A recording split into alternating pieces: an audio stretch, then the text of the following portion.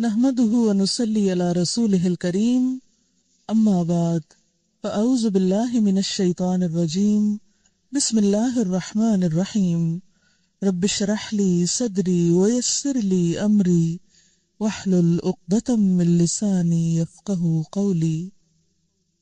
آج ہم ماہ شعبان کے بارے میں چند باتیں کریں گے۔ رمضان میں داخل ہونے سے پہلے اس کا اہتمام شعبان میں ہی شروع ہو جاتا ہے، یا اس کے لیے ذہنی تیاری شعبان سے ہی شروع ہو جاتی ہے، اور پھر یکا یک سلسلہ منقطع نہیں کیا جاتا، بلکہ کیا کیا جاتا ہے، شوال میں بھی کچھ روزے نفلی رکھے جاتے ہیں۔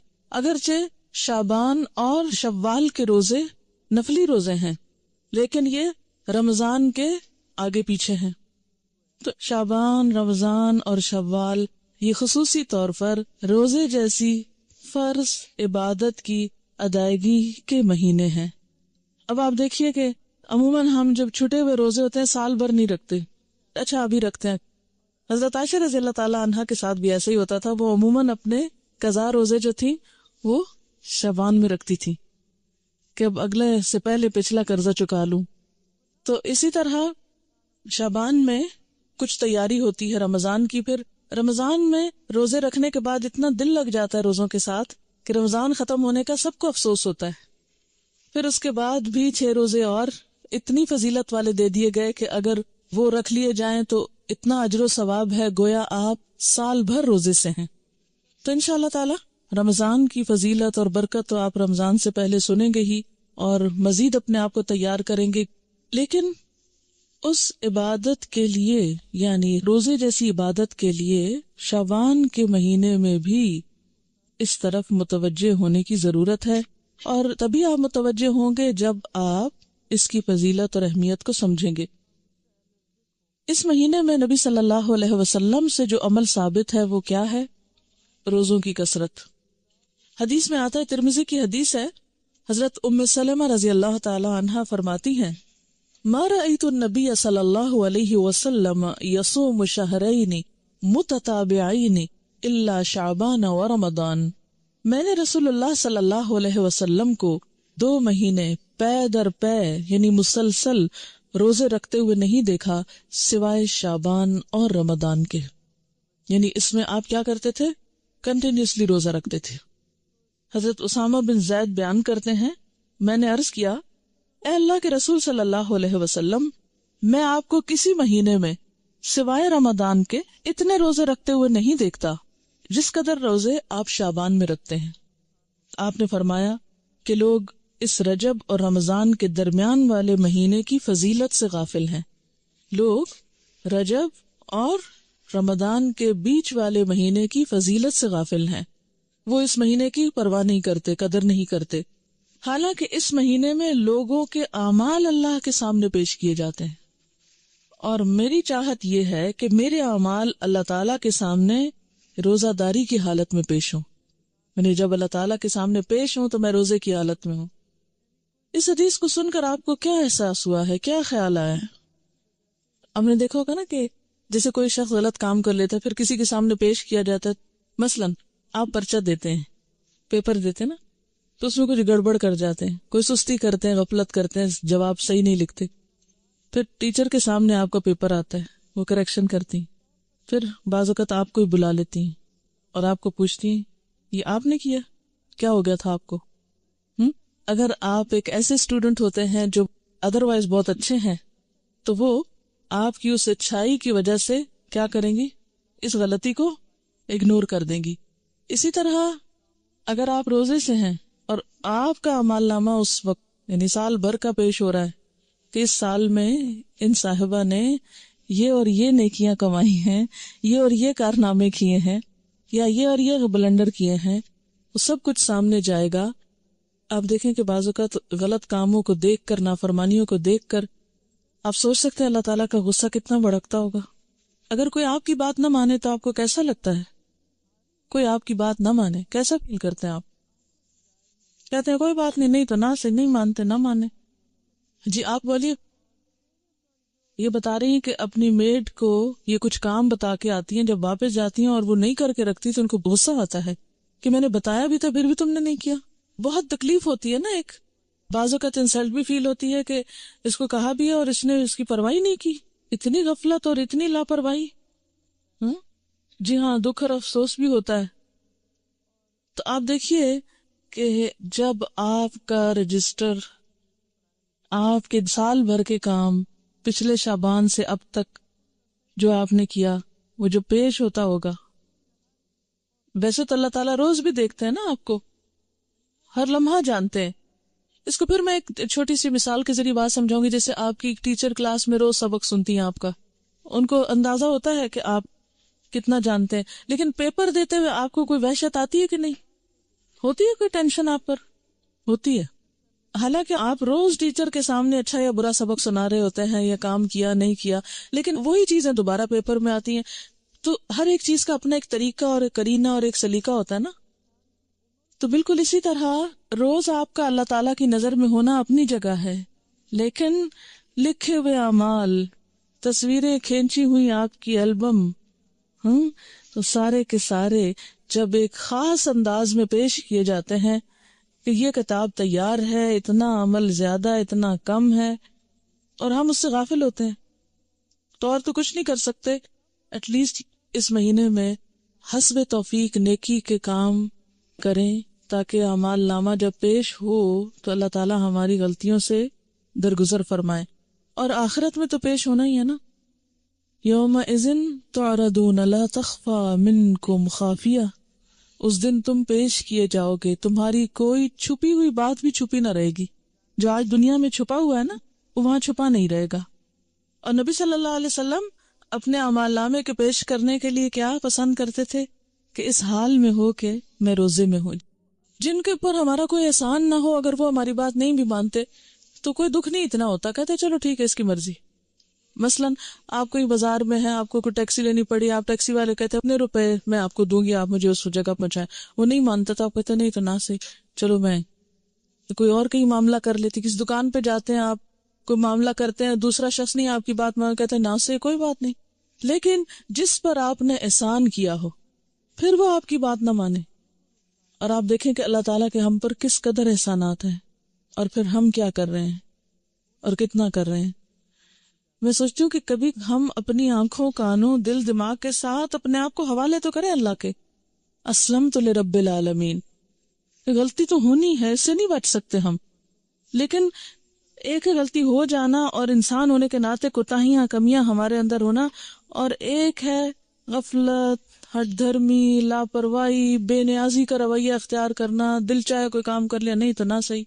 یہ رویہ بڑا تکلیف دہ ہے ایک انسان کے حق میں جو وہ اللہ کے ساتھ برتتا ہے. اچھا، اب ایک اور بات یہ ہے، ہم میں سے اکثریت روزے تو نہیں رکھتے شعبان کے، کیونکہ ہم ڈرتے ہیں کہ پھر ہم کمزور ہو جائیں گے اور رمضان کے جو روزے ہیں وہ نہیں رکھ پائیں گے. تو اس کا علاج کیا بتایا گیا ہے کہ 15 شعبان کے بعد نہ رکھیں. ٹھیک ہے نا، نصف شعبان کے بعد روزہ رکھنے سے منع کیا گیا، اور خصوصاً آخری 2 دن جو ہیں ان میں شک کا روزہ بالکل منع ہے. کہ کوئی شخص کہے نہیں میں احتیاطاً روزہ رکھ رہا ہوں، کیا پتا آج رمضان ہو گیا اور میں نے چاند نہ دیکھا ہو، اور یہ جو سب بتا رہے ہیں کیا پتا یہ بھی غلط ہو، ہیں؟ تو وہ شخص شک کا روزہ رکھے تو شک کے روزے سے منع کیا گیا ہے. اور اس کے علاوہ 15 کے بعد روزے سے منع کیا گیا. اب آپ نے دیکھا کہ ایک طرف تو نبی صلی اللہ علیہ وسلم کا عمل ہے کہ وہ 2 مہینے مسلسل روزے رکھتے تھے، دوسری طرف منع کیا گیا ہے کہ 15 کے بعد روزہ نہ رکھا جائے. تو یہ کنٹراڈکشن نہ ہو گئی؟ اسی لیے تو ہم حدیث کو مانتے نہیں ہیں. ایک میں کچھ آتا ہے، دوسرے میں کچھ اور آتا ہے. کوئی جواب دے گا؟ جی آپ. شابش، ٹھیک ہے، یاد رکھیے انشاءاللہ آپ اصول الفقہ بھی پڑھیں گے اور چیزیں بھی، اور بھی ذہن کھلے گا آپ کا. جب آپ کا عمل اور قول آمنے سامنے آ جائے تو عمل آپ کے اپنے لیے خاص ہوتا ہے اور قول امت کے لیے ہوتا ہے. ٹھیک ہے نا. بعض جگہ آپ کو ایسا ملے گا کہ ایک جگہ آپ کسی چیز سے روکتے ہیں لیکن ہم دیکھتے ہیں آپ خود وہ کام کر رہے ہوتے ہیں. مثلا ایک اور روزے سے بھی منع کیا گیا ہے. وہ کون سا روزہ ہے؟ ہاں، سوم. ماشاء اللہ آپ کی معلومات تو بہت ہیں. بخاری پڑھتے ہیں نا، اس لیے کوئی فائدہ ہوا پڑھنے کا؟ الحمدللہ. سوم وصال سے منع کیا گیا. وہ کون سا ہوتا ہے سوم وصال؟ مسلسل روزہ رکھنا. کس طرح؟ جیسے صبح روزہ رکھا، افطار کے وقت افطار نہیں کیا، پھر اگلے دن کی اسی وقت نیت کر لی. پھر رات بھر کچھ نہیں کھایا، اگلے دن پھر روزہ، اس کو صوم وصال کہتے ہیں۔ آپ صلی اللہ علیہ وسلم خود ایسا روزہ رکھتے تھے کیونکہ آپ کی طاقت، جیسے انہوں نے فرمایا، آپ کی کیپیسٹی، آپ کی طاقت، آپ کا مقام اور آپ کی کچھ عبادات امت سے خاص تھی، کیونکہ آپ کا مقام بہت بڑا ہے نا، تو جتنا بڑا کوئی مقام کسی کا ہوتا ہے اتنی بڑی اس کی ذمہ داری بھی ہوتی ہے، ٹھیک ہے۔ تو جیسے آپ نے ہمیں صوم وصال سے منع کیا، اسی لیے عام لوگوں کو 15 کے بعد روزوں سے منع کیا گیا ہے، تاکہ وہ خوف میں نہ رہیں کہ ہم رمضان سے پہلے ہی کمزور ہو گئے ہیں۔ جیسے پہلے 15 دنوں میں روزے رکھیں، پھر اس کے بعد آخری 15 دنوں میں آپ آرام فرمائیں، پھر اس کے بعد رمضان کی ابتدا کریں، ٹھیک ہے۔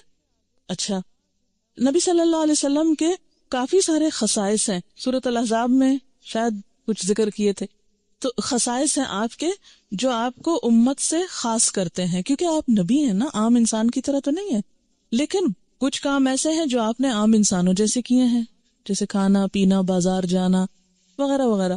خیر یہ تو ایک الگ بحث ہے۔ اچھا، اب مشکل یہ ہے کہ کچھ لوگ روزہ وغیرہ تو کوئی نہیں رکھتے، مگر حلوہ ضرور پکاتے ہیں 15 شعبان کو، شب رات دھوم دھام سے مناتے ہیں۔ اب ہماری قوم کی اکثریت اس بات سے بالکل غافل ہے، بھولی ہوئی ہے، یہ جو ابتدائی شعبان ہے اس کے روزے کتنے فضیلت والے ہیں، لیکن حلوہ پکانے کی جو رسم ہے وہ بہت لوگوں کو پتا ہے۔ اچھا، اب بعض لوگ یہ بھی کہتے ہیں کہ یہ مردوں کی عید ہے۔ جی، کسی نے سنا ہے یہ پہلے؟ افسوس کہ ایسی میں نے آپ کو بتا دی ایک غلط بات، لیکن معاشرے میں کچھ جگہوں پر یہ مشہور ہے، تو یہ ہے کہ اس کو مردوں کی عید کہا جاتا ہے۔ تو اس ضمن میں بھی یہ، ویسے بنیادی طور پر اس دن وہ ختم کا حلوہ ہی پکاتے ہیں اور مردوں کو ثواب پہنچانے کے لیے، اور اس قسم کی رسومات جو ہیں وہ ادا کی جاتی ہیں۔ اور اس کے لیے دلیل کیا دیتے ہیں؟ بعض کا خیال یہ ہے کہ نبی صلی اللہ علیہ وسلم کا دندان مبارک احد کی جنگ میں شہید ہوا تھا، تو اس وقت آپ سے روٹی نہیں کھائی جاتی تھی، تو آپ کو حلوہ پکا کر دیا گیا تھا، تو اس لیے ہم بھی حلوہ پکاتے ہیں، یعنی وہ اس سے ریلیٹ کرتے ہیں اس حلوے کو۔ آپ کو معلوم ہے جنگ احد کب ہوئی تھی؟ شاباش، شوال 2 ہجری میں ہوئی تھی۔ اب شعبان تو تھا ہی نہیں، یعنی جنگ احد 15 شعبان کو تو ہوئی نہیں، ٹھیک ہے نا۔ تو اب یہ کہنا کہ ہم اس لیے حلوہ کھا رہے ہیں ثواب سمجھ کے کہ وہ آپ صلی اللہ علیہ وسلم نے کھایا تھا اس دن، اور دوسری بات یہ ہے کہ عربوں کے ہاں یہ جس قسم کا آپ حلوہ پکاتے اور کھاتے ہیں اور جو رسم مناتے ہیں، اس طرح کا حلوہ یہ عرب ڈش نہیں ہے۔ بیسیکلی اس طرح کے حلوے کی ریسیپی فرق ہے، یعنی لفظ حلوہ جو ہے وہاں سویٹ کے لیے، مٹھائی کے لیے بھی استعمال ہوتا ہے اور سویٹس کے لیے بھی استعمال ہوتا ہے، اور گھر میں پکائے ہوئے حلوے کے لیے بھی ہو سکتا ہے، ٹھیک ہے۔ لیکن یہ جو ہم عام طور پر سوجی کا حلوہ پکاتے ہیں اور ایک خاص طرح سے رنگ وغیرہ بھی ڈال لیتے ہیں بعض اوقات اس میں، تو یہ ہمارے اپنے ذائقے ہیں اور اپنے کھانے پینے کے سلسلے، اور پوری اس کا تو آپ سوچیں بھی نہ۔ آپ کو معلوم ہے صحابہ کرام نے پہلی دفعہ میدے کی روٹی کب دیکھی تھی؟ نبی صلی اللہ علیہ وسلم کے زمانے میں کبھی میدے کی روٹی پکی ہی نہیں تھی، پکائی ہی نہیں گئی تھی، اور آپ خود کیا تناول فرماتے تھے؟ جو کی روٹی، ان چنے آٹے کی روٹی۔ آپ کس شوق میں پوریاں پکاتے ہیں پھر؟ یہ کون سی سنت ہے؟ ویسے ٹھیک ہے اپنے رواج کے لیے آپ پکائیں، مگر ایسی چیزوں کو اوائڈ ہی کریں تو بہتر ہے۔ تو اس لیے یہ کہنا کہ اس دن حلوہ پوری پکانا اس کی کوئی دلیل ہے یا اس کے پیچھے کوئی سنت ہے یا ثواب ہے، تو نہیں، یہ پھر ایک طرح سے بدعت ہو جاتی ہے۔ اچھا، بعض لوگوں کا خیال یہ ہے کہ اگر کوئی شب رات سے پہلے فوت ہو جائے اور اس کے نام پر حلوہ پوری نہ پکائی جائے تو وہ شخص اس وقت تک مردوں میں ہی نہیں شامل ہوتا، پتہ نہیں کہاں رہتا ہے وہ پھر۔ آپ اس کے نام پہ پکا رہے ہیں، کتنا ظلم ڈھا رہے ہیں کہ اس کو مردہ ثابت کرنے لگے ہیں یا مردوں میں شامل کرنے لگے ہیں۔ اسے رہنے دیں کہیں جیتوں میں پھر۔ جی ہاں، قبروں کی لپائی ہوتی ہے باقاعدہ۔ یہ پچھلے سال میں ملتان میں تھی اور میں نے خود دیکھی اور کچھ تصویر وغیرہ بھی دور سے اتاری کہ جو لوگ، یعنی مجھے یاد ہی نہیں تھا کہ آج 15 شعبان ہے، تو صبح کے وقت ہم گھر سے نکلے، اتنے لوگ قبرستان میں، اتنے لوگ. میں نے کہا خیر ہو، اتنے لوگ نعوذ باللہ کوئی اندر دفن ہو رہے ہیں یا کیا ہو رہا ہے. نہیں سچ مجھے پہلے نہیں سمجھ آئی کہ اتنا کیوں اس میں رش ہے نا. پھر تھوڑا سا ہم آگے گلی، وہ ہمارے ایک رشتے دار ہیں، ان کا گھر اس طرح ہے کہ جب ان کے گھر سے نکلتے ہیں تو گلی کے دائیں بائیں قبرستان ہے، پھر باہر مین سڑک پر آ جاتے ہیں تو پھر وہاں سے بھی نظر آتا ہے. جب ہم گلی سے نکل کے مین سڑک پہ پہنچے تو وہاں ایک سبیل لگی ہوئی تھی، تو اس سے پتا چلا کہ یہ عید کی طرح کا کوئی موقع ہے. اور پھر لوگ باقاعدہ لپائی کر رہے تھے، بچے بھی اور بڑے بھی قبریں لیپ رہے تھے، اور پھر کو پھول ڈال رہے تھے، اور کوئی رات کو وہ چراغاں کر رہے تھے. اب میں یہ سوچ رہی تھی کہ اگر ساری قوم سال میں ایک دن قبرستان کی صفائی کرنے لگتی ہے یا قبرستان میں جا کے لپائی اور اس پہ لگ جائے، تو آپ دیکھیں کہ باقی کام کتنے رہ جائیں نا. اور پھر ہوتا کیا ہے، جب تک وارث جیتے ہیں کوئی لپائی آ کے کر دیتا ہے، جب وہ بھی چلے جاتے ہیں تو ختم ہو جاتا ہے سلسلہ. اب قبروں کو پکا کرنا یا ان کی بار بار لپائی کرنا یہ بھی کوئی سنت نہیں ہے. قبروں کو اونچا کرنا اور ان کو بہت نمایاں کرنا اور ان کی بہت اس طرح کی کیئر کرنا جو ہے، اس کا ہمارے دین میں تصور نہیں ہے. مردوں کا احترام لازم ہے، اس کے لیے اچھی گہری قبر کھودنے کے لیے کہا گیا، کھود کے پھر اس کے سائڈ پر زمین کھود کے بغلی قبر کا بھی حکم آتا ہے. وہ زیادہ بہتر ہے بنسبت اس کے کہ آپ تھوڑی سی قبر کھود کے اور پھر اوپر سے سنگ مرمر لگائیں یا کوئی اور. یہ چیزیں پھر ایکسٹرا ہیں، اس سے وقت بھی سرمایہ بھی ضائع ہوتا ہے. مردوں کو جو چیز فائدہ دیتی ہے وہ حلوہ پوری نہیں ہے، وہ آپ کی دعا ہے، جس کے لیے آپ 15 شعبان کا انتظار نہ کریں. کب کریں وہ دعا؟ ہر روز کریں، ہر روز نماز پڑھیں اور کہا کریں ربنا اغفر لی ولوالدی وللمؤمنین. اس میں سارے قبروں والے آ جاتے ہیں. وللمؤمنین یوم یقوم الحساب. صرف قبروں کے اندر والے نہیں آتے، باہر والے بھی آتے ہیں. المؤمنین، اتنی تو گرامر پڑھ لی ہے نا. ال لگ جائے اور پھر جمع کا بھی ہو ساتھ، سارے مومن آ جاتے ہیں، زندہ ہو کے، من الاحیاء والاموات سب آ جاتے ہیں. تو بنیادی طور پر اس رات میں نہ تو کوئی حلوہ پکانے کا حکم ملتا ہے اور نہ ہی دن کو قبروں کی لپائی کا حکم ملتا ہے، اور نہ ہی اس قسم کی کوئی خاص اس دن کی کوئی عید ہے. اور پھر اسی طرح یہ ہے کہ بعض لوگ اپنے گھروں کی خاص صفائی کرتے ہیں اس دن. ہو سکتا ہے آپ لوگ نہ کرتے ہوں، لیکن یہ رواج بھی ہے. اور ایک مخصوص جگہ پہ حلوہ چپاتی رکھتے ہیں، یہ لپائی وغیرہ کر کے، تو ایک خاص کارنر جیسے ہوتا ہے. اور بعض لوگ اس کے ساتھ موسمی پھل اور مٹھائیاں وغیرہ بھی اس جگہ یعنی ایک سجاوٹ کرتے ہیں، بوفے کی طرح بنا لیتے ہیں اس کارنر کو. اور پھر ساتھ یہ بھی کہتے ہیں کہ لبان اگر بتی بھی تھوڑی سی ساتھ جلاتے ہیں کہ یہ مردوں کی فاتحہ ہو رہی ہے. آپ دیکھیں کہ مردے کو کیا کیا چیز فائدہ دیتی ہے. جب ایک شخص فوت ہو جاتا ہے تو کیا کیا چیز کرنی چاہیے؟ جی آپ فرمائیے. انسان قبر میں تنہا اترتا ہے، صرف ایک چیز ساتھ اترتی ہے اور وہ انسان کا اپنا عمل ہے. ٹھیک ہے، باقی 2 چیزیں واپس آ جاتی ہیں، اولاد اور مال، جیسے غلام وغیرہ ہوں یا اور کوئی گاڑی جس پہ لے گئے اس کو، یا اس کے علاوہ بھی اگر کوئی چیز ہے تو یہ 2 چیزیں جو ہیں واپس آ جاتی ہیں، مال اور اولاد. باقی عمل ساتھ اترتا ہے. ایک چیز، صرف ایک چیز، اگر وہ تھوڑے بہت کمی بیشی ہے تو پیچھے والے اب اس کے حصے کے عمل تو نہیں کر سکتے، لیکن نمبر 1 دعا کر سکتے ہیں جو مردے کو فائدہ دے گی. اور اس کے لیے آپ اس دن سے دعا شروع کیجئے جس دن سے وہ فوت ہوا، اور ہر روز کیجئے، اور اس میں آپ دیر نہ کیجئے، کرتے رہیے. دوسری چیز، علم ينتفع به، ایسا علم جس سے لوگ فائدہ اٹھائیں، یعنی اس کے نام پر سے مراد یہ کہ اس کی طرف سے. آپ کیا کریں، کسی بچے کو پڑھا دیں، کوئی اسکول بنوا دیں، کوئی کتابیں آپ لے کے لوگوں کو کوئی لائبریری میں رکھوا دیں، کوئی بھی علم کا کام، یا اس نے خود جو کچھ پڑھایا تھا اپنے اسٹوڈنٹس کو، یا کتابیں لکھی، یا کوئی اور اسی طرح کی چیز تیار کی. اور تیسری چیز جو اس کو فائدہ دیتی ہے وہ کیا ہے؟ صدقہ جاریہ. آپ اس کے لیے قربانی کریں، آپ اس کے لیے پیسے غریبوں کو دیں، مسکینوں کو کھانا کھلائیں، اس کی طرف سے صدقہ کر سکتے ہیں. ٹھیک ہے، لیکن خاص دن حلوہ پوری پکا کے روشنی اگربتی جلا کے اور ایک خاص سٹائل میں یہ سب کرنا جو ہے، یہ نبی صلی اللہ علیہ وسلم کی ایسی کوئی سنت نہیں ہے، اور نہ ہی ایسا دین کو مشکل بنایا گیا ہے جو ہر شخص کے بس کی بات نہ ہو. یعنی ہمارا دین ایسا نہیں کہ کچھ لوگ تو اس پر عمل کر سکے اور کچھ اس پہ عمل کے قابل ہی نہ ہو. اب ہر شخص تو حلوہ پوری پکا نہیں سکتا. مثلا میں حلوہ تو شاید پکا لوں اگر پوری نہ پکا سکوں. آپ میں سے میرے خیال اکثریت روٹی بھی نہیں پکانا جانتی ہوگی.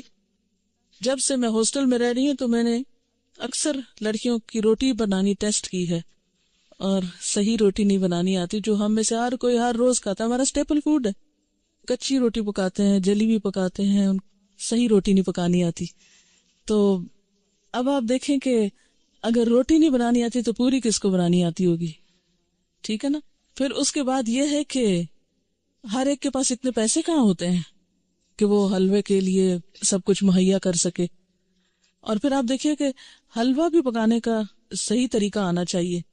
کئی لوگ میں نے دیکھے ہیں کہ وہ کچا پکا سوجی کو کر کے اس میں یلو کلر ڈال کے، پانی ڈال کے اور کچی چینی ڈال کے حلوہ پکا کے رکھ دیتے ہیں جس سے پیٹ میں درد ہو جائے. حلوہ اس وقت اچھا پکتا ہے جب آپ کو سوجی بھوننی آتی ہو صحیح، اور وہ پیشنس مانگتا ہے، صبر. بہت ہلکی آنچ پہ کوئی کم از کم 1 گھنٹہ اگر آپ سوجی بنائیں پھر جا کر صحیح حلوہ بنتا ہے.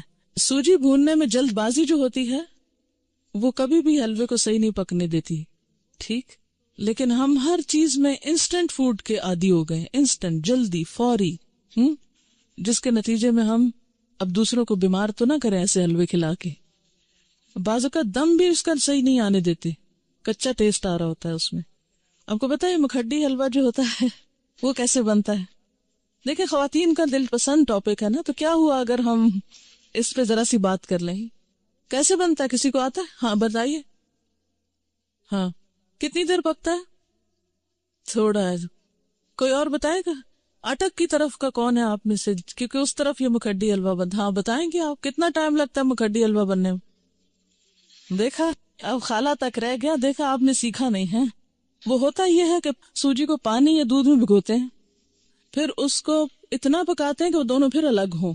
یعنی دودھ تو خیر الگ نہیں ہوتا، لیکن اس کا جو گھی ہے، گھی میں پکاتے نا، تو پھر وہ گھی اور وہ بالکل الگ الگ جب ہو جائے تو پھر اس کو چھوڑتے ہیں. اور تقریباً 6 گھنٹے تو اس میں لگ ہی جاتے ہیں اگر آپ صحیح پکانا چاہتے ہیں. ویسے تو 2 منٹ میں بھی آپ گھول کے گرم کر کے رکھتے ہیں. خیر، یہ باتیں میں نے ضمناً ودن بریکٹس اس لیے کی ہیں کہ آپ سب بچیاں ہیں، خواتین ہیں، گھر والوں کی صحت کا انحصار آپ پر ہے. اگر آپ کو صحیح کھانا پکانا آتا ہوگا اور صبر بھی ساتھ آتا ہو تو پھر آپ کے گھر والے صحت مند ہوں گے، اور وہ صحت مند ہوں گے تو آپ کو دین کا کام کرنے کا وقت ملے گا. تو یہ جو صحیح کھانا پکانا آنا یہ بہت بڑی نعمت ہے، اور اس پر وقت لگائیں اور اس کو سیکھیں اپنے والدین اور خالہ وغیرہ سے. کیونکہ ایسا نہ ہو کہ یہ زبان تو ہماری جا ہی رہی ہے، ویسے آدھی اردو بولتے ہیں آدھی انگریزی بولتے ہیں. اب کھانوں میں بھی ہم نے کچھ چائنا سے منگا لیے ریسیپیز، کچھ ادھر ادھر سے. اب وہ کھانے کے سٹائل بھی بدلتے جا رہے ہیں. حالانکہ بیسٹ فوڈ جو ہے الحمدللہ ہمارے اس کانٹیننٹ کا ہے کہ جو بہت اچھی طرح ویل کوکڈ اور ٹیسٹ کے حساب سے بھی اچھا ہوتا ہے. لیکن افسوس یہ کہ اب ہم آؤٹ ڈور ایٹنگ کے اتنے عادی ہو گئے ہیں کہ ہمیں گھر میں پکانا اچھا ہی نہیں لگتا نا. اور اکثر لڑکیوں کو یہ کہتے سنا گیا آئی ہیٹ کوکنگ. دین والی کوئی لڑکی یہ زبان سے بات نہ نکالے. ٹھیک ہے، کیوں نہ نکالے؟ وجہ آپ کو پتا ہے کہ کھانا کھلانا کون سے کاموں میں سے؟ جی ہاں، تو یہ صرف غریب کو کھانا کھلانا نہیں، اپنے گھر کے غریبوں کو کھلانا جو ہے وہ بھی ایک بہت بڑی نیکی کا کام ہے. تو ہیٹ کوکنگ کہنے کی بجائے، لیکن اعتدال اس میں بھی، یہ نہیں کہ پھر آپ کچن سے نہ نکلیں.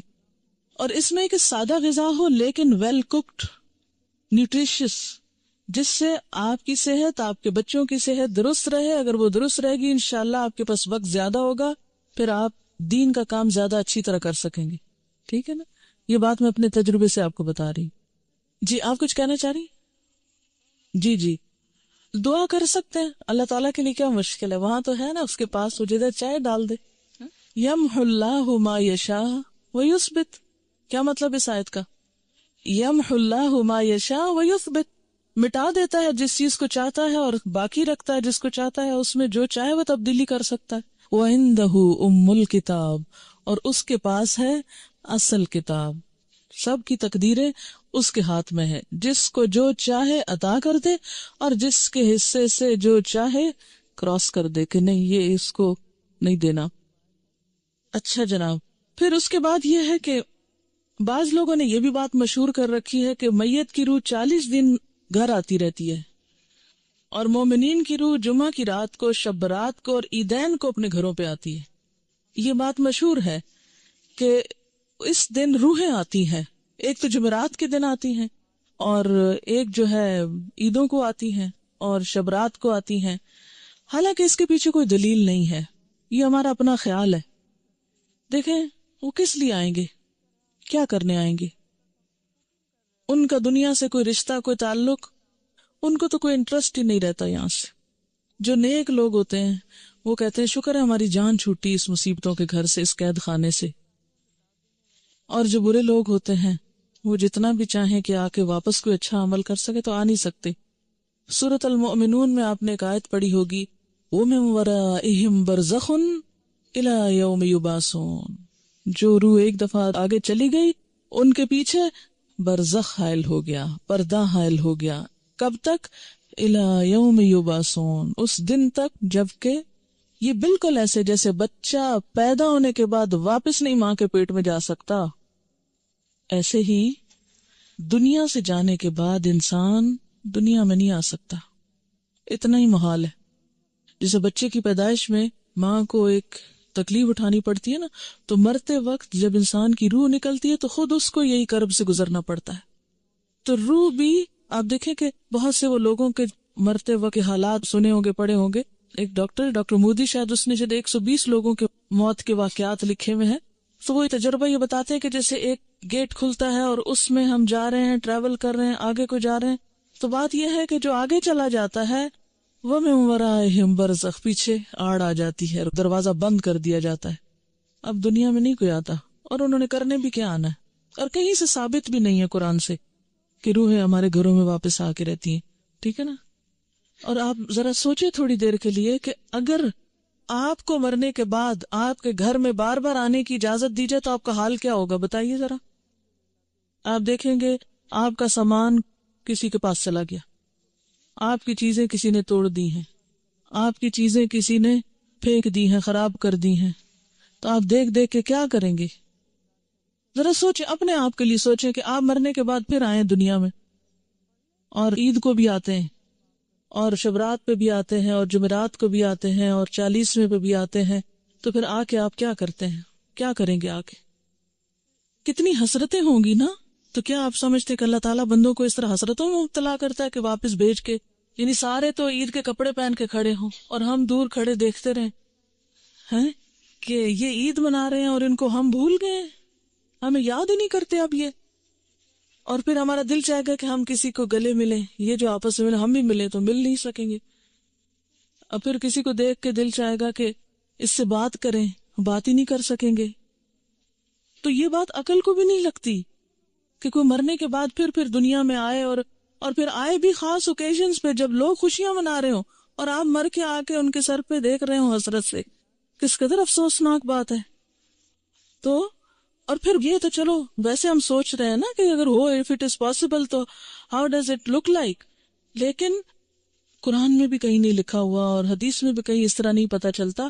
ہاں یہ ہے کہ مردہ جب قبر میں ہوتا ہے نا تو اس کے حساب کے لیے اس کو واپس روح لوٹائی جاتی ہے، اس کو اٹھا کے بٹھایا جاتا ہے، اور وہ جو ایک کنیکشن ہے نا مردے کا قبر میں اور برزخ میں، وہ ایک خاص کنیکشن ہے، جیسے ہمارے پاس ایک ٹیلی فون ہے اور ایک کسی اور جگہ پر ہے تو وہ ایک خاص وائر کے ذریعے کنیکشن ہے، تو جسم اور روح کا ایک کمیونیکیشن کوئی ہو سکتا ہے آپس میں، لیکن وہ قبرستان کی حد تک ہو جائے تو ہو جائے، کیونکہ وہاں سزا جزا کا ایک کنسپٹ موجود ہے قبروں کے اندر، لیکن عام گھروں میں اور گھروں کے اندر آ کر، اور پھر یہ کہ کچھ روحیں بھٹکتی ہیں اور کچھ روحیں دوسروں کے اوپر مسلط ہو جاتی ہیں، اور یہ سب جنات ہوتے ہیں جن کو انسانی روحیں سمجھ کر وہ کیا جاتا ہے، اور بعض اوقات شیاطین دھوکہ دیتے ہیں انسانوں کو، کیونکہ بعض لوگ کہتے ہیں نا مجھے بالکل ابھی خوشبو آئی تھی اور مجھے ایسے لگا جیسے مجھے کسی نے آواز دی ہے، اور مجھے بالکل وہ تو میرے بھائی جیسا ہی تھا کوئی، مجھے ہیولا نظر آیا گھر میں، اور یہاں خانہ کعبہ میں نظر آیا فلاں، وہ تو فوت ہو چکا. یہ سب اگر آپ نے سائیکالوجی پڑھی ہوئی ہو تو اس میں آپ نے پڑھا ہوگا، التباس کے بارے میں پڑھا ہوگا، ہیلوسینیشن وغیرہ کے بارے میں. خیر وہ ایک اور ایکسٹریم پہ لے جاتے ہیں، لیکن بیسیکلی یہ ہے کہ جو شیاطین ہوتے ہیں، جنات ہوتے ہیں، وہ بھی بعض اوقات انسان کو دھوکہ دیتے ہیں، ایسی باتیں ان کو بھٹکانے کے لیے، بہکانے کے لیے، ان کا عقیدہ خراب کرنے کے لیے، بگاڑنے کے لیے ان کو بھول بھلائیوں میں ڈالتے ہیں، ان شکلوں میں آ جاتے ہیں. ٹھیک ہے نا؟ تو جو چیز قرآن سنت سے ثابت نہیں، بس اس پہ خاموشی اختیار کی جائے، نہ کہ اس کے آگے ایک نیا دین گھڑ لیا جائے اور پھر کھانے پکا لیے جائیں. اب دیکھیں، مردہ خود تو وہ حلوہ کھا نہیں سکتا اور ہم اس کو خوش کرنے کے لیے حلوہ بنا رہے ہیں. اب مثلاً آپ کسی کے گھر میں جائیں اور وہ کہیں ہم نے آپ کو خوش کرنے کے لیے یہ سب کچھ پکایا ہے اور کھانے نہ دیں آپ کو، یا آپ کھا نہ سکیں اس کو، آپ کتنے خوش ہو کے لوٹیں گے؟ اچھا، بعض لوگ ایک مغالطہ دیتے ہیں، وہ کہتے ہیں یہ جو آتا ہے نا تنزل الملائکۃ والروح فیہا باذن ربہم من کل امر سلام، کہ لیلۃ القدر میں روح اترتا ہے. تو اب آپ بتائیں کہ اس روح سے مراد کون سا ہے؟ اگر اس روح سے مراد مرے ہوئے لوگوں کی روح ہے تو پھر ان آیتوں کے بارے میں کیا کہیں گے؟ نزل بہ الروح الامین، روح سے مراد کیا ہے قرآن پاک میں؟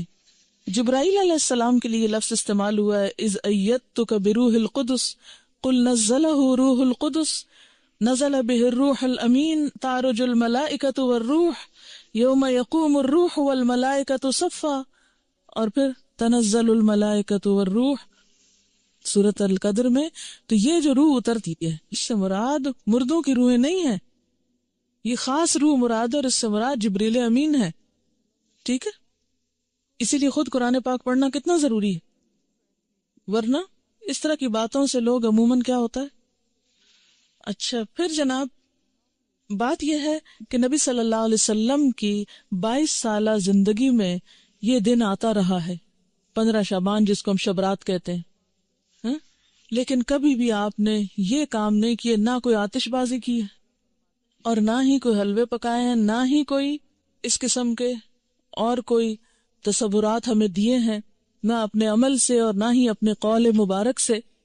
اور یہ جو اس رات کو چراغوں کی روشنی ہے یہ بھی اسراف میں شامل ہوتی ہے. لوگ گھروں پر موم بتیاں لگاتے ہیں نا، کبھی دیکھیے موم بتیاں، اور پھر اس کو بھی آہستہ آہستہ عید کا نام دے دیا ہے. اب دیکھیں کہ عیدیں بڑھانے پر بہت ہمارا زور ہو گیا. مثلا عید میلاد النبی ایک بنا لی ہے، ایک شبرات کو مردوں کی عید کہہ کے عید بنا لیا ہے. 2 عیدیں پہلے تھیں جو آپ صلی اللہ علیہ وسلم نے بنائی، وہ تو اصل عید ہے. تو کیا یہ زیادتی کی بات نہیں ہے کہ دین میں اضافے کرتے چلے جا رہے ہیں؟ یعنی آپ نے تو اس کو عید نہیں کہا، نہ سیلیبریٹ کیا، اور ہم اس کو عید کے طور پہ سیلیبریٹ کر رہے ہیں. اصل میں ہندوؤں کے ہاں ایک دن ہوتا ہے دیوالی کا، اس میں اس قسم کے کام ہوتے ہیں، مخصوص گھر لیپا پوتی کرتے ہیں، مخصوص کارنر پہ کھانے حلوے پکا کے رکھتے ہیں، چراغاں کرتے ہیں. اب ہمیں اسلام میں آ کر کچھ اس قسم کے فنکشنز کرنے تھے اور کچھ ایسے ہمیں آلٹرنیٹ تلاش کرنے تھے، تو وہ ہم نے اس شکل میں کر لی، کیونکہ ہم لوگ بیسیکلی تو سب یہاں جو ہمارے آبا و اجداد ہیں وہ ہندوؤں سے مسلمان ہوئے نا، یا سکھوں سے مسلمان ہوئے، کیونکہ اس علاقے کے لوگ جو ہیں بنیادی طور پر یہاں کا جو ہندوازم ہے یہ قدیم ترین مذہب ہے اس علاقے کا. تو ان کی اولادیں ہونے کے ناطے سے پھر بہت سے لوگ جب اکثریت میں مسلمان ہونے لگتے ہیں تو عموماً کیا ہوتا ہے، وہ کلمہ تو پڑھ لیتے ہیں لیکن طریقے وہی ہوتے ہیں، اور بعض اوقات نئے دین میں آ کر بھی پرانے دین کی چیزوں کو کہیں نہ کہیں فٹ کر دیتے ہیں. جیسے نئے گھر میں آپ جاتے ہیں تو پچھلے گھر کی چیزیں کہیں نہ کہیں لٹکا دیتے ہیں، کوئی ادھر کوئی ادھر. تو یہی کچھ ہمارے ساتھ بھی ہوا ہے. اور پھر یہ ہے کہ آتش بازی جو ہے اس میں جان کا نقصان بھی ہے، مال کا نقصان بھی ہے، ویسے بھی خطرہ ہے کہ کسی کو آگ لگ نہ جائے، یا خاص طور پر جو فائر ورکس کرتے ہیں. یہ تھی چند باتیں جو اس حوالے سے آپ سے کرنا تھی. اس کے ساتھ ہی جو کچھ کوسچنز ہیں میں ان کے جواب دے دیتی ہوں. ایک اور غلط فہمی بھی اس دن کے بارے میں ہے جس کا ذکر کرنا ضروری ہے. بہت سے لوگ یہ سمجھتے ہیں کہ اس رات کو تقدیر کے فیصلے ہوتے ہیں، 15ویں شعبان کو، ٹھیک ہے، کہ تقدیر لکھی جاتی ہے، اور اس کو کر دیتے ہیں مکس کس کے ساتھ؟ لیلۃ القدر کے ساتھ. لیلۃ القدر جو ہے وہ رمضان کی رات ہے. قدر کا کیا معنی ہے؟ نمبر 1 تقدیر، نمبر 2 اندازہ، نمبر 3 تنگ ہونا. اس رات اتنے فرشتے اترتے ہیں کہ زمین تنگ ہو جاتی ہے ان کے لیے. نمبر 2 یہ کہ وہ بڑی قدر و قیمت والی رات ہے کہ قرآن نازل ہوا تھا، انا انزلناہ فی لیلۃ القدر. اچھا، تیسری بات یہ ہے کہ اس لیلۃ القدر میں تقدیر جو ہے بندوں کی وہ فرشتوں کے حوالے کی جاتی ہے. تنزل الملائکۃ والروح فیہا باذن ربہم من کل امر. تو سارے امور جو ہے زمین پہ جن کی ایگزیکیوشن ہونی ہے وہ فرشتوں کے سپرد، یعنی سال کا بجٹ دیا جاتا ہے. یہ سارے کام رمضان کے آخری عشرے کی کسی ایک طاق رات کو ہوتے ہیں جس کو لیلۃ القدر کہا جاتا ہے. یہ 15 شعبان کو نہیں ہوتے. ٹھیک ہے. بات یہ ہے کہ قرآن پاک میں آتا ہے وَمَا نَهَاكُمْ عَنْهُ فَانْتَهُوا. جس چیز سے نبی صلی اللہ علیہ وسلم روکے اس سے رک جاؤ. ٹھیک ہے. تو آپ جب روکتے ہیں ایک بات سے کہ 15 کے بعد نہیں روزے رکھو، تو پھر ہم یہ نہیں کہیں گے چونکہ آپ نے رکھے تو ہم آپ کی سنت فالو کر رہے ہیں. ٹھیک ہے. اچھا، یہ لکھے ہوئے سوالوں کے جواب دے دیں. شعبان کے پہلے 15 دنوں میں پورے 15 دن کے روزے رکھ سکتے ہیں اگر آپ چھٹی نہ کر لیں روزہ رکھ کے، ہاں، یا دیر سے نہ آنا شروع کر دیں. کیونکہ ہوتا یہ ہے کہ آپ پھر ایڈوانٹیج لے جاتے ہیں کہ ہم روزے سے ہیں اس لیے ہم نے ہوم ورک نہیں کیا یا ٹیسٹ نہیں دے رہے. اگر کوئی یہ پوچھے کہ ہم کیا کریں اس دن 15 شعبان کو، نہیں لوگوں کو عادت ہو گئی ہے ختم وغیرہ کرنے کی، تو اس لحاظ سے وہ پوچھے کہ پھر اس دن کیا کریں، تو ان کو کیا جواب دیں؟ کیا جو پکا کر گھر حلوہ چاول وغیرہ بھیجے تو اس کو کھا لیں؟ اب دیکھیں بدعت کا کھانا ہے، ٹیکس کی قسم کا ہے. پہلی بات تو یہ ہے کہ انہیں کہیں وہی کریں جو روز کرتے ہیں، نمازوں کی پابندی کریں، صدقہ خیرات جیسے روٹین میں کرتے ہیں. کیونکہ جو دن اللہ کے رسول صلی اللہ علیہ وسلم نے مخصوص نہیں کیا کسی خاص عبادت کے لیے، اس کو اپنی طرف سے بتا کے اچھا آپ یہ کر لیں یہ کر لیں یہ کر لیں، تو یہ بھی درست نہیں ہوگا. آپ کیا بتائیں جو روز کرتے ہیں وہی اس دن کریں، کیونکہ نبی صلی اللہ علیہ وسلم سے کوئی خاص عمل ثابت نہیں ہے. اگر والدین اور شوہر روزے اس ماہ میں منع کریں تو کیا ان کی بات مان لی جائے؟ نفلی روزے میں شوہر کی اجازت ضروری ہے، تو یہ نفلی روزے ہیں. ٹھیک ہے نا. اللہ یہ کہ آپ کو فرض پورا کرنا ہے، پچھلا قضا کرنا ہے، وہ تو پھر آپ نہیں کسی کی بھی مانیں گے. لیکن نفلی روزے میں بیوی کے لیے شوہر کی اجازت ضروری ہے لیکن والدین کی ضروری نہیں ہوتی. What's your grandson's name؟ چلے میں آیت ایک پڑھتی ہوں، آپ بتائیے. لم نجعل له من قبل سمیا.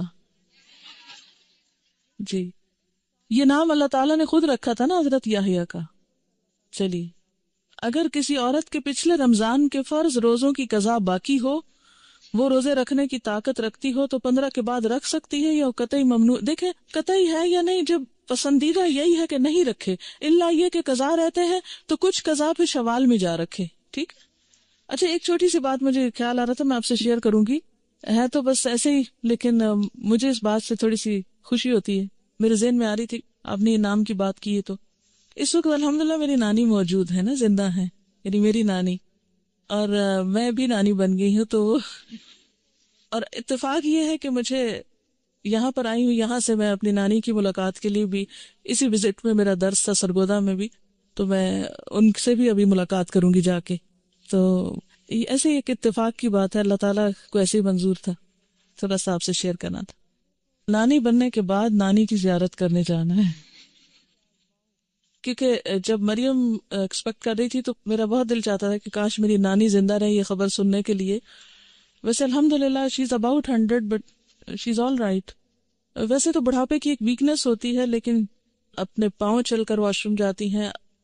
جب لاسٹ ابھی میں ملی ہوں تو اس وقت الحمدللہ چھوٹا موٹا اپنا کام کر لیتی ہیں، بستر بنا لیا، کچھ اور اپنے ہاتھ سے کھا پی لیا، چل پھر لیا.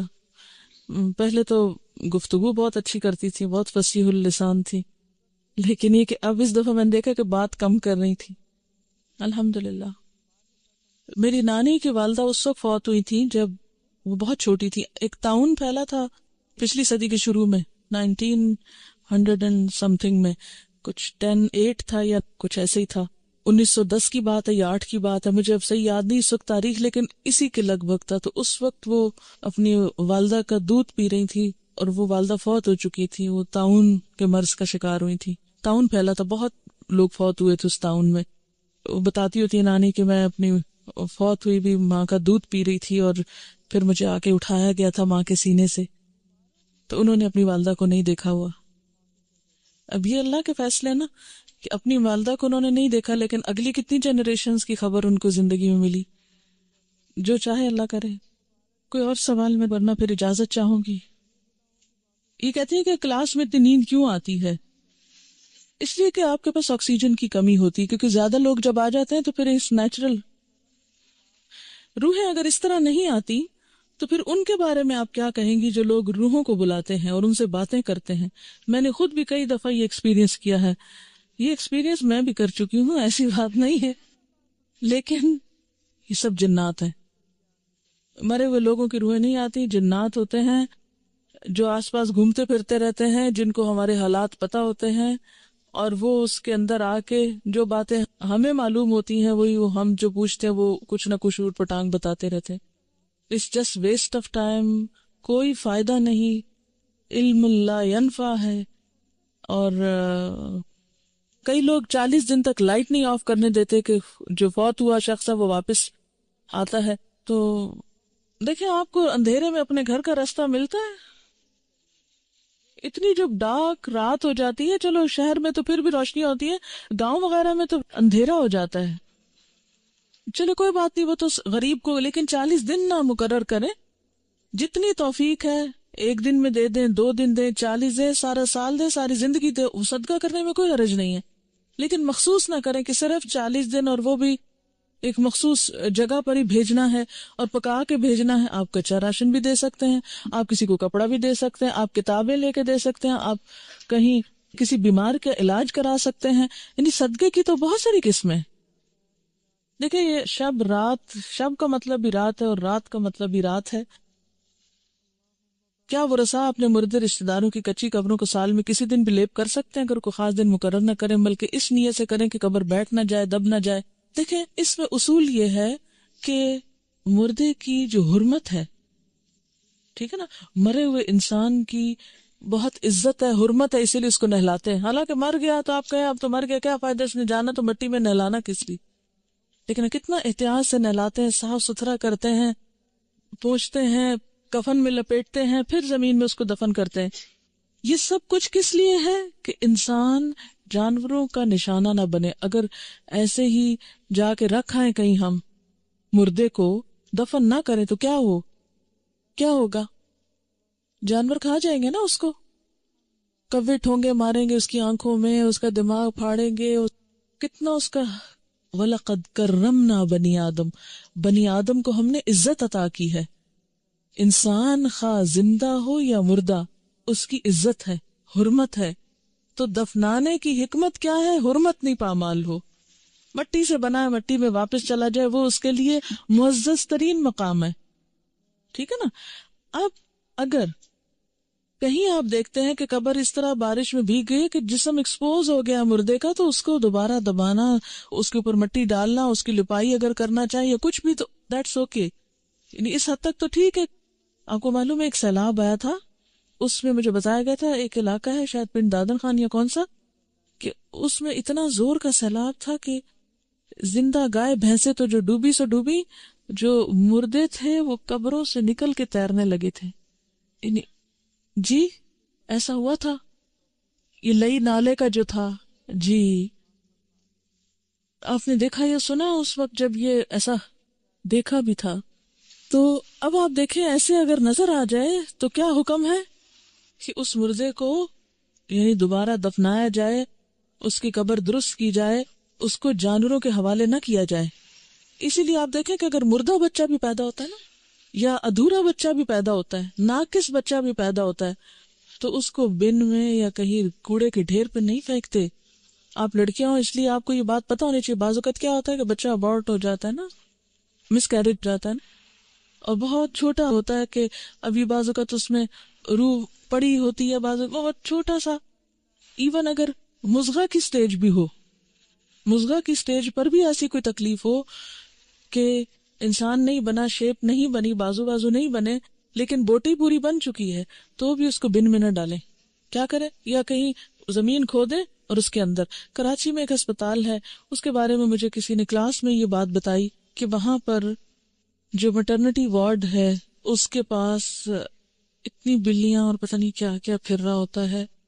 وہ لوگ احتیاط نہیں برتتے، اور جو اسی طرح کے ماؤں کے ادھورے بچے ہوتے ہیں، جیسے ماں کا کوئی مس کیریج ہونے والا ہے یا ڈی این سی کرائی ہے یا کچھ، تو وہ جو کچھ اندر سے نکلتا ہے وہ اس کو ایسے ہی ڈبے میں پھینک دیتے، ڈبہ اٹھا کے باہر جا کے پھینک دیتے ہیں، وہاں سے بلیاں کتے بعض اوقات پورے پورے بچے جو ہیں منہ میں لے کے پھر رہے تھے. تو ایک اسٹوڈنٹ تھی ہماری، انہوں نے روتے ہوئے کلاس میں یہ بات سنائی کہ میڈم میں نے خود دیکھا ایک بلی کو منہ میں پکڑ کے لے جاتے ہوئے، تو میں نے تو بہت ایک اس طرح کا وہاں پر سٹینڈ لیا، اور میں ہسپتال کی انتظامیہ کے پاس گئی، اور کہتی میرے میاں مجھے کہہ رہی تھی تم کس چکر میں پڑ گئی ہو، لیکن خیر لمبی چوڑی اس نے بات سنائی. اور پھر جا کے تو اس نے کہا کہ خدا کے لیے اگر کہیں اور نہیں تو یہیں کوئی ایریا ایسا ہو کہ جہاں آپ گڑھا کھودیں اور اس میں یہ چیزیں دبائیں، کیونکہ انسان کی حرمت ہے نا. کیونکہ اگر آپ اس طرح انسانوں کے جسم کے ٹکڑے، مثلا اگر کسی کا آپریشن بھی ہو نا، خدا نخواستہ کسی کی ٹانگ کاٹ دیتے ہیں، کسی کا کوئی بازو کاٹ دیتے ہیں، ایسے آپریشن ہوتے ہیں نا، یا جسم کے اندر سے کچھ نکال دیتے ہیں بعض اوقات، تو وہ انسانی جسم کے ٹکڑے ہیں، ان کی بھی حرمت ہے، ان کو بھی بلیوں کو نہ ڈالیں. کیونکہ یہ جو جانور ہوتے ہیں بلی وغیرہ، ان کو جب خون پڑ جاتی ہے نا، انسانی خون کی لت پڑ جاتی ہے، تو یہ بھی خون خوار ہو جاتے ہیں. پھر بعض اوقات ایسا تھا نا جیسے خواتین کا رحم نکال دیا جاتا ہے، تو یہ نہیں کہ ان کو اٹھایا اور آپ یوں ہی پھینکا ہے کوڑے کے ڈھیر پہ. یعنی خاص طور پر آپ میں سے اگر کچھ لوگ ہاسپٹلز میں کام کرتے ہیں یا کسی بھی طرح کوئی لنک ہے ان کا، تو ان سارے انسانی اعضاء کی حرمت ہے. حتیٰ کہ جو بال اترتے ہیں ہمارے، تو بہتر تو یہی ہے کہ ہم کٹھے کر کے پھر کہیں دبا دیں.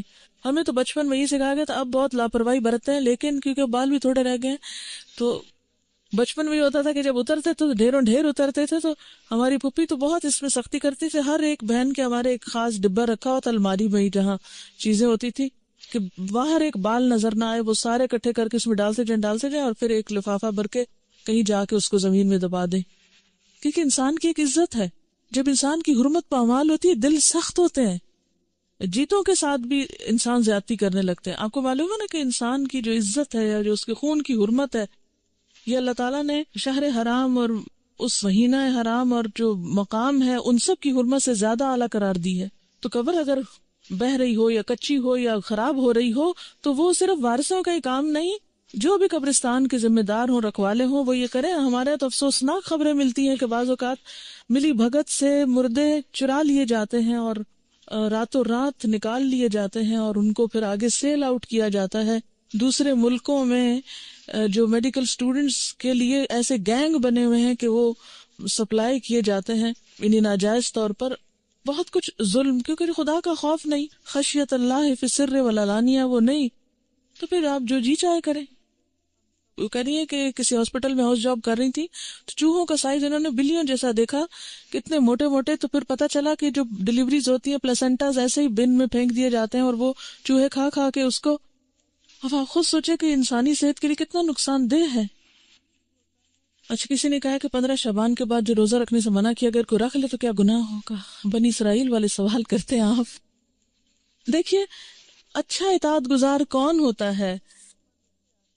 سمعنا و اطعنا. اللہ تعالیٰ آپ کا حکم ہے، اللہ کے رسول صلی اللہ علیہ وسلم آپ کا فرمان ہے، ٹھیک ہے نہیں کریں گے بس ختم بات. پھر کیوں پوچھیں گے اگر کر لیا تو کیا ہوا، اگر بھول کے کر لیا، اگر ثواب کی نیت سے کر لیا، نہیں بس ٹھیک ہے. دیکھیے کچھ چیزیں جو ہیں ان پر یہ تو حرام اور حلال کی قید نہیں لگائی گئی، لیکن پسندیدہ یہی ہے کہ انسان سنت کو فالو کرے، اس میں اجر ہے، اور وہ آپ ہی کے فائدے کے لیے نا. کہتے ہیں کہ ہندو جب دیوالی کا تہوار مناتے ہیں تو یہ سوچ ہوتی ہے کہ لکشمی دیوی جو دولت حسن مال کی دیوی ہے وہ خوش ہوگی، ہمارے گھر خوب دولت اور رزق آئے گا. کہیں شب برات کے پیچھے بھی تو یہی کانسیپٹ نہیں کہ اس دن خاص چیزیں پکانے یا صدقہ کرنے سے مزید خوشحالی آئے گی. ہو سکتا ہے کہ کچھ ایسی نیت بھی ہو. لکھا ہے میں پچھلے 4 سال سے روزے نہیں رکھ رہی کیونکہ ڈاکٹر نے منع کیا ہے کہ میں دوائی کھاتی ہوں اور دوا مس نہیں کر سکتی. یہ 4 سال سے کھا رہی ہوں کہ چھوڑ دوں تو بیمار ہو جاتی ہوں. سیکنڈ اوپینین لیں. ایک خاتون تھی، ان کو میں نے اسی طرح مشورہ دیا کہ آپ سیکنڈ اوپینین لے کر تھوڑا آپ کوشش کریں، ایک دن روزہ رکھیں، اگر چل گیا کمپلیٹ کر لیں. وہ السر کی مریضہ تھی، ان کو ہر تھوڑی دیر کچھ کھانا پڑتا تھا، اور رمضان کی برکت ایسی ہوتی ہے کہ انہوں نے ٹرائی کیا اور شام تک کوئی خاص نہیں تکلیف ہوئی، اور الحمدللہ اس کے بعد کئی سالوں سے مسلسل اب روزے رکھ رہی ہیں، اور اس سے پہلے کافی عرصے تک وہ روزے چھوڑتی رہی. آپ ٹرائل بیس پہ رکھ لیں، اگر آپ سمجھیں کہ مرنے لگے ہیں تو پھر توڑ کے روزہ دوا کھا لیں، ٹھیک ہے، لیکن ذرا سا ٹیسٹ تو کریں.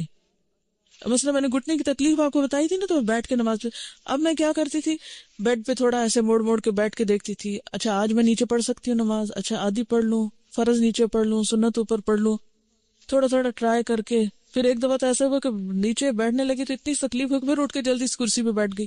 تو ٹرائی ضرور کرتے رہنا چاہیے، لیکن اگر پہلے سے ڈر جائیں کہ نہیں یہ تو ہو ہی نہیں سکتا، اب ایک دفعہ مجھے چھوٹ گیا، نہیں، ابھی آپ ینگ ہیں. اور آپ کو پتا ہے بہت سی بیماریوں کا علاج خود روزے کے اندر ہے. 15 شعبان کو مرنے والوں کی قبروں کی صفائی تو کرتے ہیں، مگر جن راستوں پہ زندہ لوگ چلتے ہیں ان کا کسی کو کوئی خیال نہیں. اس پر بھی ویسے آپ سے بات کروں گی انشاءاللہ، کبھی زندگی رہی.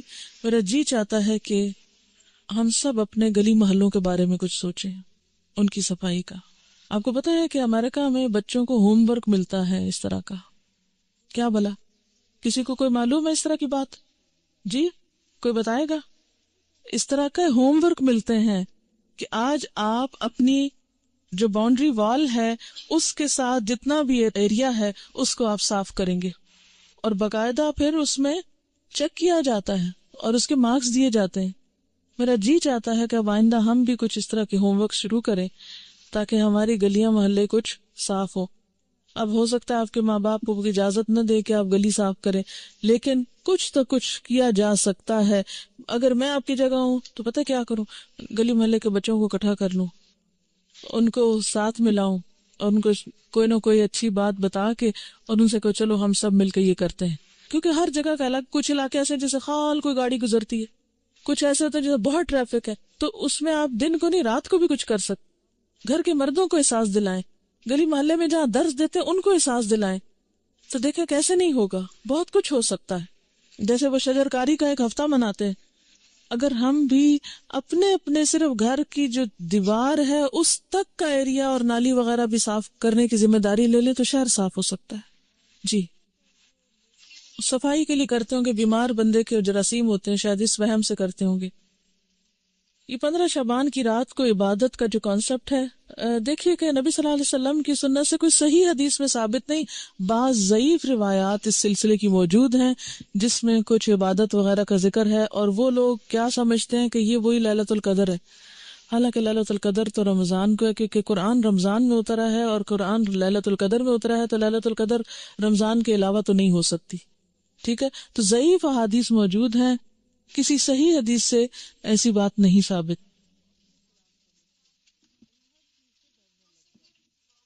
قبر توڑوا سکتے ہیں، بالکل کچا کرا سکتے ہیں، کیوں نہیں کرا سکتے؟ آپ کو معلوم ہے کہ یہ چیز سنت سے ثابت ہے، لیکن سب کے مشورے سے سنت سے ثابت ہے. آپ صلی اللہ علیہ وسلم نے حضرت علی رضی اللہ تعالیٰ عنہ کو اس کام کے لیے بھیجا تھا. اوکے، سبحانک اللہم و بحمدک نشہد ان لا الہ الا انت نستغفرک و نتوب الیک.